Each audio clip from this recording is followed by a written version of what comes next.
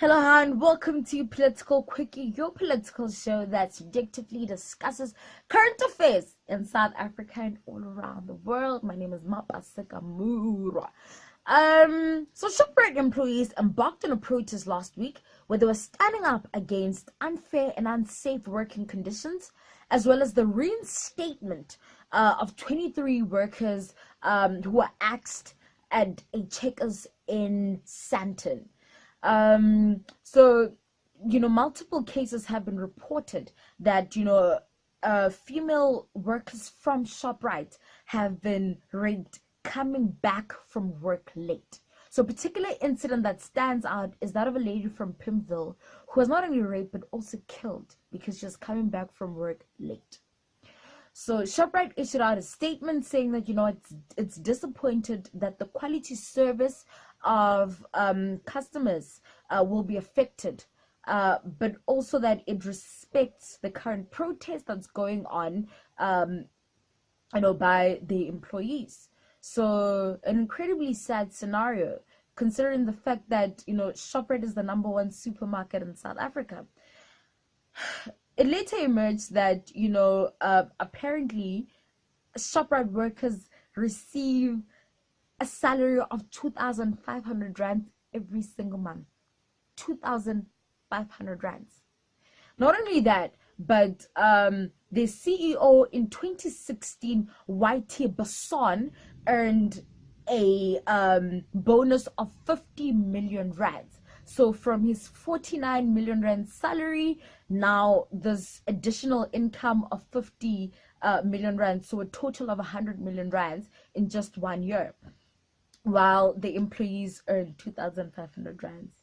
So it's incredibly crazy because the main reason why ShopRite is the #1 supermarket in South Africa is that it is based in predominantly black areas and poor areas in this country. So they make money from the poorest people in this country, and then they employ those poor people and then pay them peanuts. So it's an incredibly sad scenario. Just also looking at the private sector in South Africa as a whole, because I want to buy groceries, and then you go to ShopRite, and then you realize, nah, man, must they pay this cashier's 2,500 rands while the CEO gets a bonus of 50 million rands? And then you're like, okay, no, I want to go buy airtime. Then you go to Pep, and then you remember, no, man, Pep, is under Steinhoff, so corruption at its best. And then you're like, no, man, it's fine. I'll just leave ShopRite alone. I'll go to Pick and Pay, rather. You walk into Pick and Pay, and then you remember, oh my gosh, they're literally trying to, get people into incredible debt by offering credit of 40,000 rands. So it's just like the private sector in South Africa is absolutely going out of control, and it's unreasonable and it's unheard of. So absolutely disgusting situation going on at ShopRite. On other news, however, Patricia de Lille is facing somewhat a monster of her own. The Cape Town mayor is accused of ignoring misconduct as well as tender irregularities in Cape Town. The DA has given her until the 5th of January to substantiate why she should not be axed as the mayor of Cape Town. De Lille coming out and saying, the only reason why, there are these rumors and the DA is interfering in her duties is because she has prioritized people who were displaced by apartheid by, providing public transport as well as affordable housing in Cape Town, and apparently that's rubbing off certain people the wrong way. So the DA is trying to appease those people by getting her out of the way. So it does sound like that narrative, that whole Bell Pottinger, Gupta, Zuma, and white monopoly capital situation that went on. But at the same time, Bell Pottinger itself couldn't make up white monopoly capital because it actually really does exist. Because you look at Steinhoff, you look at ShopRite, you look at Pick and Pay, that's white monopoly capital. So where there's smoke, there's fire, obviously. Both in the case of, the corruption allegations against her, as well as, what she's saying in response to that about how, the DA is trying to appease certain people. So you'll remember that actually, Patricia de Lille had her own political party. And then she, joined the DA. So there was a coalition that happened. And then, she joined the DA.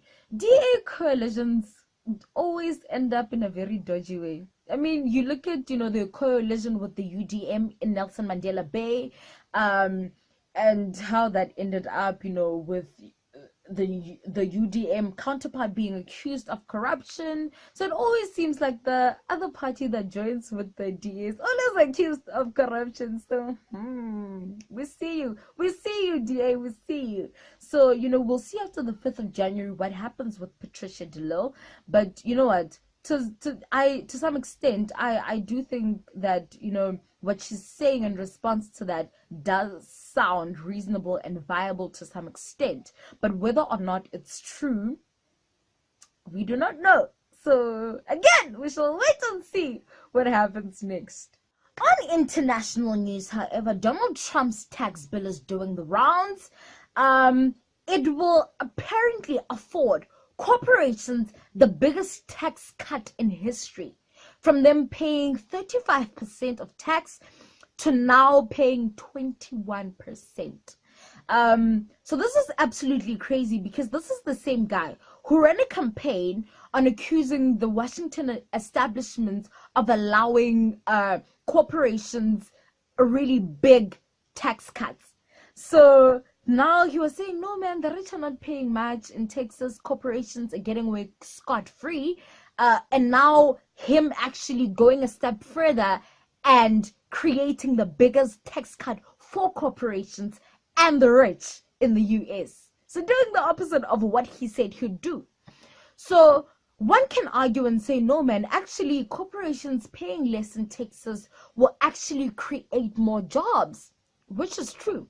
But at the same time, this will create a 1.5 trillion US dollars deficit in their budget. So maybe they'll make it up, but no, we'll see about that. But also at the same time, Paul Ryan was asked, what about the deficit? What about the debt? And he was like, debt and deficit for what? If we want to make up that money, we have to deal with entitlement reform. Talking about the likes of Social Security, that, the money to make up for that deficit is to take away money from Social Security. So that's like our government saying, you know what, let's cut taxes for the likes of, Steinhoff and ShopRite, and then take away social grants or cut social grants. So it's incredibly crazy and unreasonable to cut taxes for the rich and then take away money from the poor in the process. So incredible things happening in both South Africa and the US. I don't know. So yeah, so next week we'll have the land conversation, because Cyril Ramaphosa highlighted the fact that he's looking into land, giving back the land without compensation, and a massive debate has exploded among South Africans. So we'll see. We'll tackle it from all sides, from the Khoisan colored side, from the black side, as well as from the white farmer side. A lot of race conversations going on lately. So a lot of racial conversations going on. We'll see what happens. As always, politics is interesting, so it's just for us to really engage in conversations and ensure that we can input positively and constructively, I hope. So this has been Political Quickie for this week. Use your talents to serve humanity. I love you guys a lot. Spread the word about the show. Be awesome enough to do that. I'll see you guys next week.